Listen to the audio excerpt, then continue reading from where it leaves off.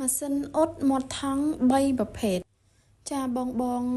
តែងសួរថាម៉ាស៊ីន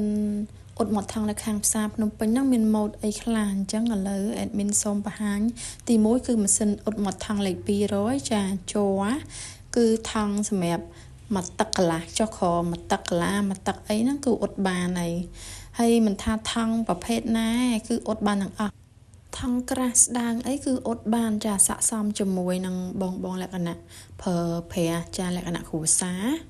ហើយចំពោះបងដែលចង់បានម៉ាស៊ីនអ៊ុតមាត់ថង់ដែលរាងវែងជាងនឹងហើយមាំជាងនឹង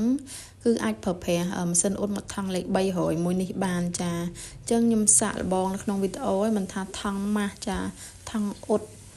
ចាថង់កញ្ចក់ចាថង់បឺតខ្យល់អ៊ុតមាត់ថង់ដៃអីគឺយើងអ៊ុតបានទាំងអស់ចឹងអាស្រ័យទៅលើយើងសេរីកម្ដៅចាសីតុណ្ហភាពហ្នឹងបើថាថង់ស្ដើងយើងសេរីរៀងលេខទូទៅលេខ1លេខ2អីចឹងណាចាបើថង់ក្រាស់យើងដាក់រៀងលើសហ្នឹងទៅ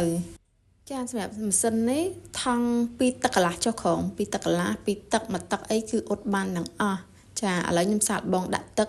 ចាអ៊ុតគឺអ៊ុតជាប់មាត់តែម្ដងចាហើយតួយើងប្រឹងហែកក៏ហែកអត់ចេញដែរគឺវាជាប់ស្អិតនៅនឹងហ្មងណាហើយសំបីចាក់ទឹកចេញក៏ចាក់អត់ហូរចេញដែរវាអត់ជ្រាបទេអញ្ចឹងអ៊ុតបានល្អមែនតើហើយម៉ាស៊ីនអ៊ុតអូតូនេះវិញចំពោះបងដែលមានអាជីវកម្មខ្នាតតូចវិស្ជុំគឺប្រើប្រាស់ល្អខ្លាំងមែនតើ1ម៉ោងចង់ដាក់100កញ្ចប់200កញ្ចប់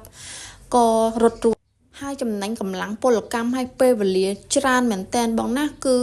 ប្រើតែមនុស្សម្នាក់ឯងគឺអ៊ុតចង់បានរាប់ពាន់កញ្ចប់ក៏បានដែរ scan QR code ខាងលើដើម្បី download app ឬទិញតាមលេខទូរស័ព្ទខាងក្រោមអរគុណ